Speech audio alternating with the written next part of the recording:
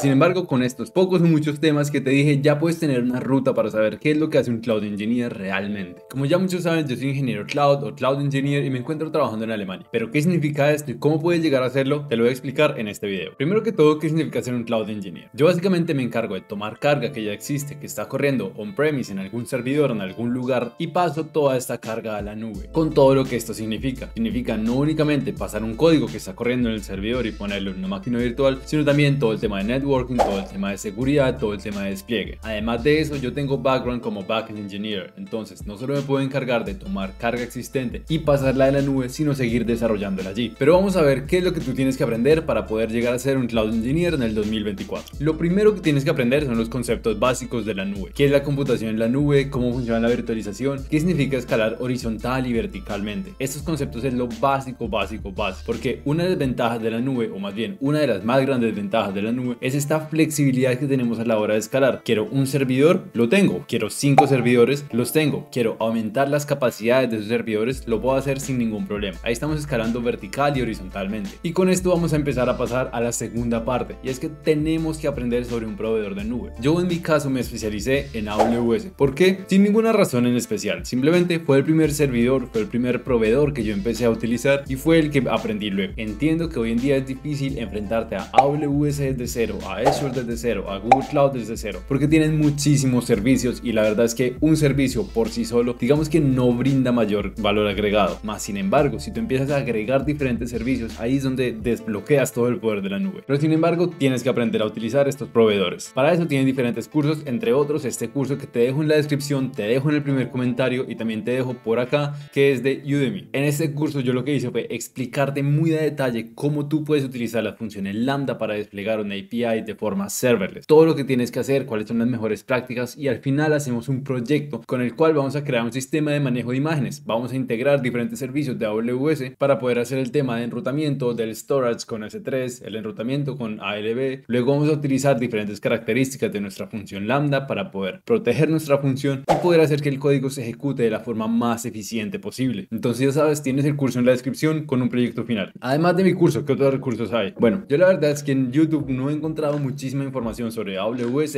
Azure y Google Cloud, básicamente por eso empecé este canal. Más sin embargo, cursos pagos sí hay. Cursos pagos en Udemy encuentras un montón. Te puedo decir que es lo básico que necesitas para cualquier tipo de carga en la nube. O más bien, en lugar de cualquier tipo de carga en la nube, el 99.999% de las cargas que se están corriendo en la nube. ¿Y eso qué son? Aplicaciones de 3 tiers. Entonces, ¿qué es lo que tienes que aprender? Tienes que aprender, por una parte, qué es una máquina virtual y cómo se levanta en el proveedor que tú escojas. En el caso de Amazon se llaman S2, son muy fáciles de crear. Lo siguiente que vamos a necesitar es una base de datos. Otra vez, muy fáciles de crear, todos los proveedores las ofrecen. Y bueno, en Amazon se llaman RDS. Lo tercero que tenemos que aprender son blob storage. Cómo podemos almacenar nuestros archivos que nuestros usuarios vayan a subir. En Amazon se llama S3, creo que es un servicio muy conocido, pero sin embargo debe tener otros nombres en los diferentes proveedores. No obstante, todos los proveedores ofrecen lo mismo, simplemente blob storage. Y lo último que tenemos que aprender, lo cuarto que tenemos que aprender es cómo funcionan las redes en la nube. Cómo puedo hacer para redirigir carga desde mi usuario hasta mi aplicación. Una vez tenga esos conceptos básicos, muy claros, podemos pasar al siguiente paso, que es aprender de automatización y orquestación. Aquí lo podemos separar entonces en dos grandes grupos. Por una parte tenemos la automatización. Entonces vienen cosas como infraestructura como código, como Terraform, como CloudFormation, como el Amazon CDK. Todo ese tipo de herramientas que me permiten a mí describir mi infraestructura a través de texto, por decirlo así, a través de código. Que yo pueda tomar esa infraestructura y desplegarla en tantos ambientes yo quiera y siempre voy a desplegar la misma arquitectura. Esa es entonces la parte de automatización. Vamos a ir a la parte de orquestación. ¿Qué vamos a utilizar acá? Normalmente Docker.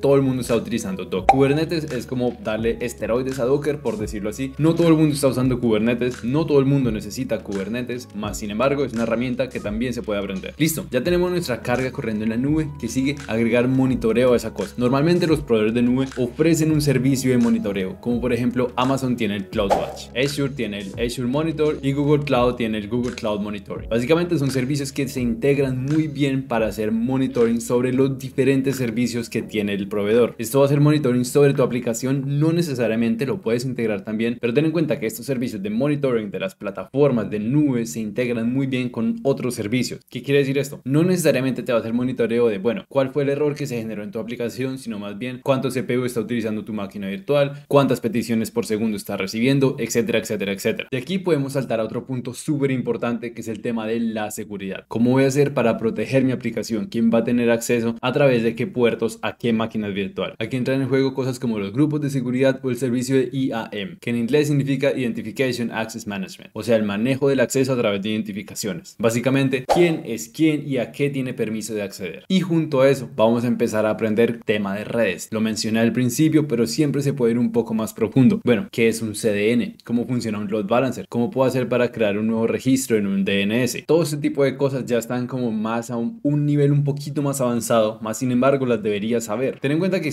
aquí estoy yendo de menos a más. ¿Quiere decir que tienes que saber absolutamente todo? No. Empieza desde el principio, empieza a aprender los básicos, luego algún proveedor de nube, luego los servicios más utilizados, luego vamos al tema de automatización, luego orquestación, luego monitoreo, así de a poquito. Esto no es un sprint, es un maratón. Ahora, volvemos a donde estábamos. Ya tenemos una carga corriendo en la nube, tenemos monitoreo, tenemos seguridad. ¿Qué sigue? Vamos a automatizar el proceso de despliegue, vamos a implementar CI/CD. ¿Qué podemos utilizar para esto? Infinidad de herramientas. Lo que más normalmente se utiliza es Jenkins, TFS, que es de Azure, también tenemos GitLab o GitHub, y además está el servicio de AWS que se llama Code Pipeline. ¿Qué vamos a hacer con estos servicios? Vamos a automatizar la construcción de nuestro código, los tests de nuestro código, el firmado de nuestro código si lo estamos haciendo. Vamos a automatizar también la creación de nuestro contenedor. Vamos a automatizar también luego el despliegue. Vamos a hacer algunas pruebas para que el despliegue esté correcto y finalmente vamos a hacer un rollout a la nueva versión. Con esto ya tenemos básicamente lo que hacen la gran mayoría de Cloud Engineers. Hay algunos otros temas como por ejemplo la tolerancia a fallos, que son las zonas de disponibilidad, qué significa hacer un backup y cómo se hacen, cuáles son las diferentes estrategias. Y también está por otra parte algo relativamente nuevo que se llama FinOps. Es el tema de manejo de costos. ¿Cómo voy a hacer yo para prever cuánto voy a gastar en mi infraestructura en la nube e intentar bajar esos costos a lo mínimo manteniendo siempre un estándar de calidad? Eso sin embargo son rutas digamos bastante diferentes y está muy arriba, muy avanzado en el tema de un Cloud Engineer. Más sin embargo, con estos pocos o muchos temas que te dije, ya puedes tener una ruta para saber qué es lo que hace un Cloud Engineer realmente. Aquí mencioné, esto es únicamente un Cloud Engineer sin, digámoslo así, background de backend o de front. Si tienes alguna experiencia también programando, ya viste que automatizaste todo el proceso para llevar esa carga a la nube, la desplazaste a la nube y ahora allí puedes seguir creciendo. Entonces, si tú también eres un desarrollador, puedes empezar a aportar a esta nueva carga que se encuentra en la nube. Pero digamos que esta no es la tarea más típica de un Cloud Engineer. Eso fue todo por esta ocasión. Espero que te haya gustado muchísimo el video. Si es así, te agradezco que me dejes un like, un comentario, lo compartas, ya sabes, lo mismo de siempre. Te recuerdo el curso de Udemy que acabé de sacar, AWS Lambda con proyecto final, para que muestres en tu portafolio, y también te doy una explicación para que puedas hablar con seguridad en tu entrevista de qué fue lo que hicimos. No siendo más, yo soy Javier, ingeniero de software en Alemania, y nos vemos en otra ocasión.